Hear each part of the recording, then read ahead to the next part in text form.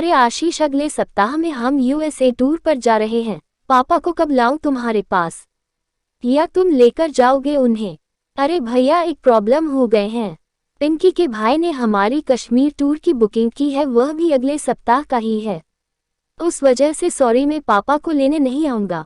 आशीष को ऐसे बोलकर गुस्से से आकाश का सिर घूम गया। पर तुम्हें पूछकर ही तो मैंने यूएसए टूर की बुकिंग की थी ना। उस बात को 3 महीने हो चुके हैं और तुम मुझे अभी बता रहे हो कि नहीं आ सकता, वह भी मैंने पूछा तब। अभी मुझे बताओ, मैं पापा को कहाँ भेजूं?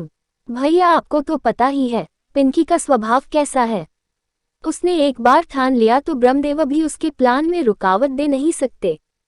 तो फिर प्लीज मेरे घर में झगड़ा मत लगाओ। रह गया पापा का सवाल, तो आप तनु को पूछो, वही यही रहने वाली है ना, और उसका घर बहुत बड़ा है। अरे लेकिन, उतने में फोन कट गया। आकाश ने गुस्से से मोबाइल की तरफ देखा। आशीष का यह हमेशा ही रहता है, शादी होने के बाद से कभी भी उसने माँ पापा की तरफ ध्यान नहीं दिया।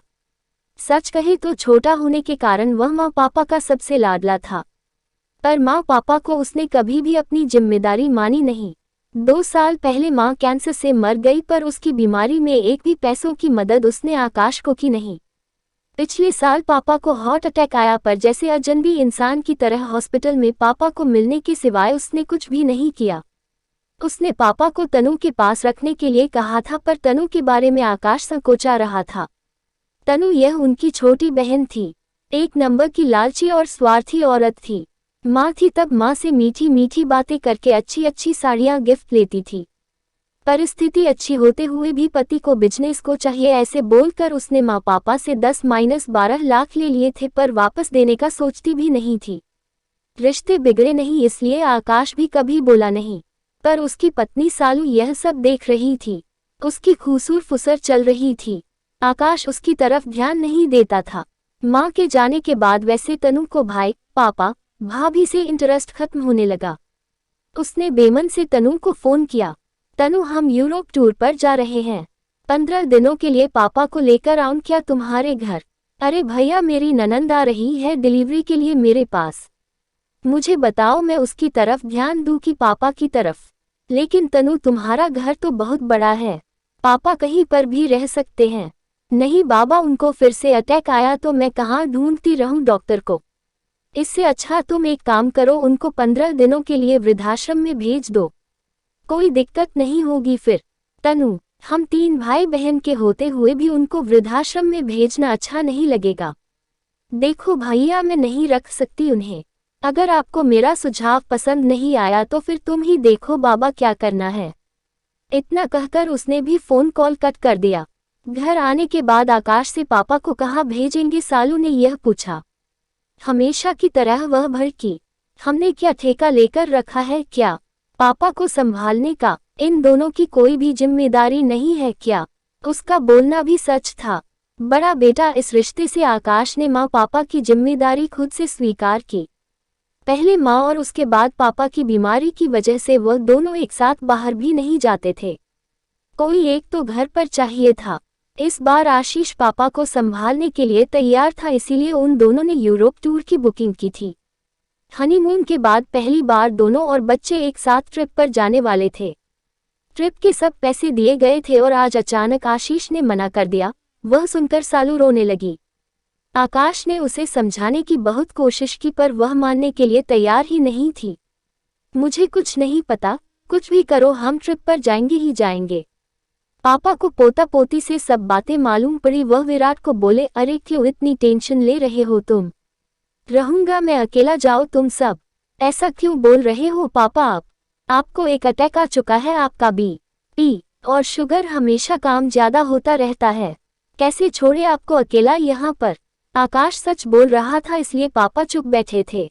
टूर पर जाने के लिए अभी 3 दिन बाकी थे, पर रास्ता निकल नहीं रहा था। विराट को टेंशन होने लगी थी।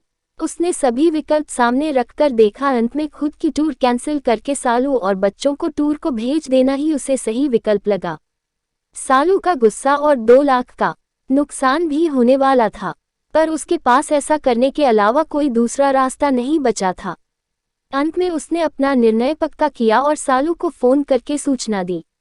वह तो रोने लगी पर उसे समझाने के बजाय फोन काट दिया। बाद में ड्राइवर को फोन करके तैयार होने के लिए कहा और वह ऑफिस के बाहर आकर गाड़ी में बैठ गया। गाड़ी ट्रैवल एजेंसी की तरफ ले जाने को कहा।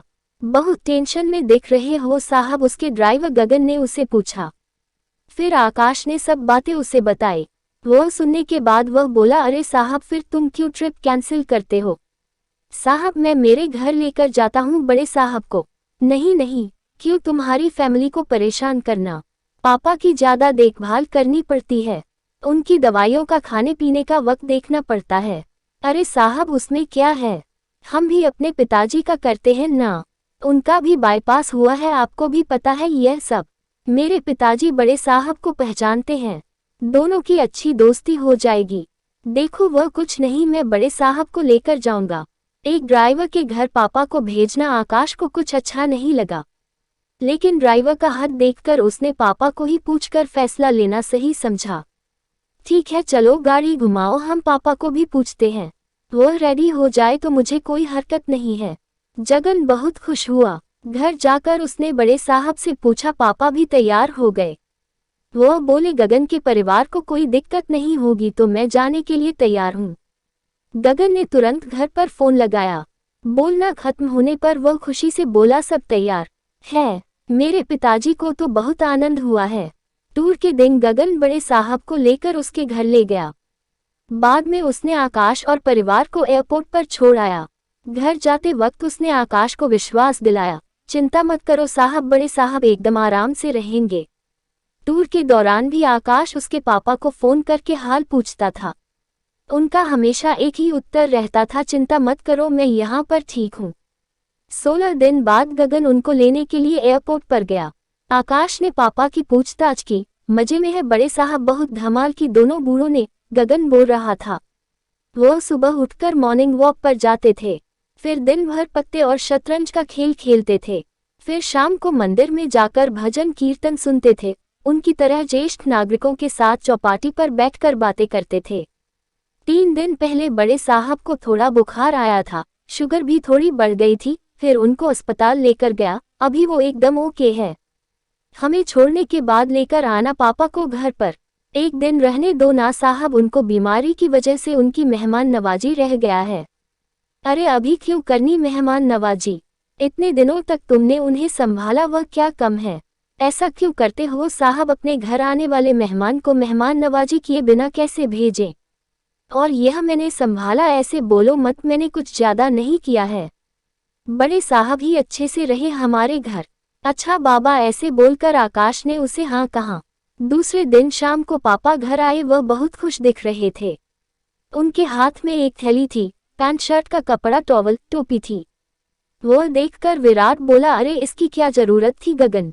नहीं कैसे साहब, बड़े साहब को ऐसे ही भेज देता मैं। उतने में सालू ने आकाश को अंदर बुलाया और कहा, सुनो जी, उसका एहसान मत रखो, 5-10,000 उसे दे दो। विराट को वो सही लगा। गगन के घर जाकर उसने 10,000 उसके हाथों में दिए। गगन ने उसकी तरफ आश्चर्य में देखा और फिर वो 10,000 उसके जेब में रख दिए और बोला, यह क्या है साहब? अरे पिता को संभालने का कोई पैसा लेता है क्या भला? और हाँ, आगे भी कभी ऐसा प्रसंग आया तो बड़े साहब को बिना सोचे समझे मेरे पास भेजना। आकाश का मन भर आया, उसने गगन को गले लगा लिया। 3-4 दिनों बाद आशीष और तनु का फोन आया, टूर कैंसिल किया था या फिर पापा को वृद्ध आश्रम में रखा था, ऐसा पूछ रहे थे दोनों। आकाश के मुंह से इतना ही निकला कि उस दिन असल मायने में मुझे भाई मिला जिसने पापा का ख्याल रखा।